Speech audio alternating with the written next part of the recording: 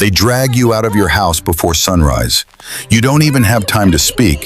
Hands grab your arms. Rough, unforgiving. The neighbors are watching. Some whisper, some stare, some look relieved that it's not them. You don't understand what's happening until someone says it. Witch. And just like that, your life is over. Not long ago, your life was quiet. You lived in a small village surrounded by forests and fields, the kind of place where everyone knows your name. You helped your mother with herbs, simple things, teas for fevers, leaves for wounds, roots to ease pain. People came to you for help, and you gave it, freely. You weren't powerful, you weren't dangerous, you were useful. And for a while, that was enough. Then things started to change. A child falls sick, then another. The crops fail. The winter is longer than expected. And suddenly, people start looking for answers. Not real answers, easy ones. You notice it slowly. The way conversations stop when you walk by. The way people avoid your eyes. The same hands that once thanked you now pull away from yours. Someone whispers your name, not kindly, carefully, like it might bite. It happens on a cold morning, a knock at your door, too loud, too hard. You open it, and they're already pushing inside. Men from the church, villagers behind them, watching, waiting. They search your home, turn everything over, your herbs, your tools, your notes. They don't understand any of it. They don't need to. They already decided. You try to explain, but your words don't matter, because this was never about truth. It was about fear. They tie your hands, rough rope digging into your skin. You are pulled outside. The entire village is there now, watching. Some faces you recognize, people you helped, people you fed, people who once called you kind. Now they won't meet your eyes. You call out to them. No one answers, because silence is safer. The cell is small, cold, dark. Time doesn't move here. It stretches, slow, heavy. You sit alone, thinking, replaying everything, trying to understand.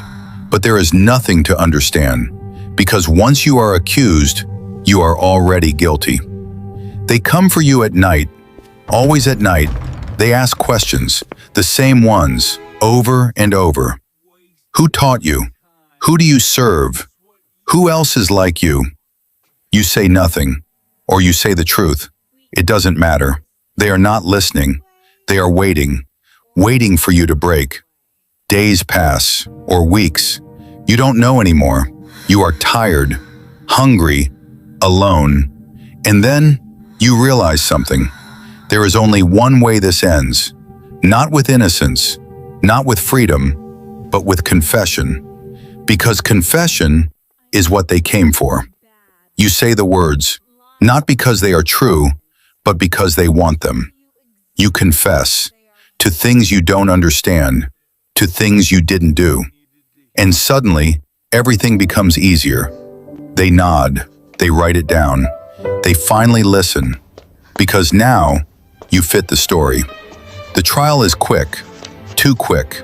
The decision was made long ago. You stand before them, weak, silent. They read your fate, guilty.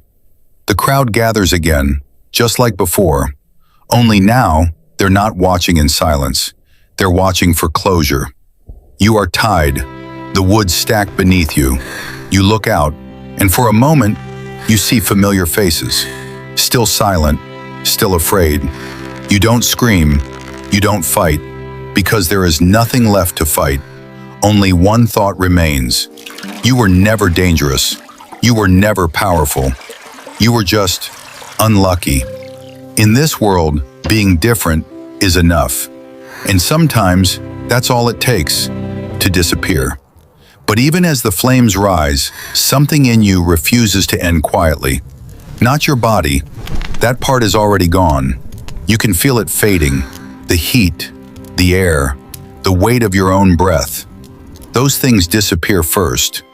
But your thoughts, they linger. strangely calm, strangely clear. You are no longer afraid, because fear belongs to the living, and you are no longer one of them. The crowd begins to blur.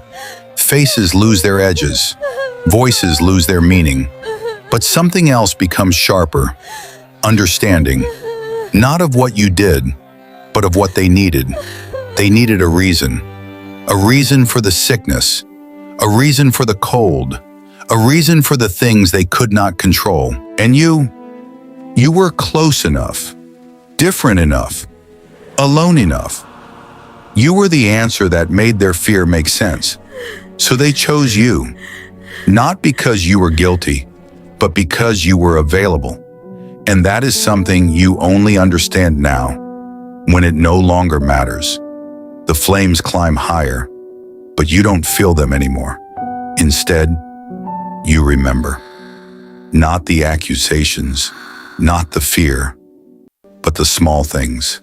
The sound of birds in the morning, the way the earth felt beneath your feet, the quiet moments before everything changed. You remember your mother's voice, soft, steady. You remember the people you helped. And for a moment, you wonder if any of them remember you the same way, or if even those memories have already changed. Because memory is not truth. It bends. It reshapes itself to fit what people need to believe. And now, they need to believe you were a witch. Because if you weren't, then none of this makes sense. Then the sickness has no cause. The suffering has no explanation. And that is something they cannot accept. So your story changes. It is retold, whispered, passed from one person to another. But not as it happened. No. In their version, you were always different, always strange, always dangerous.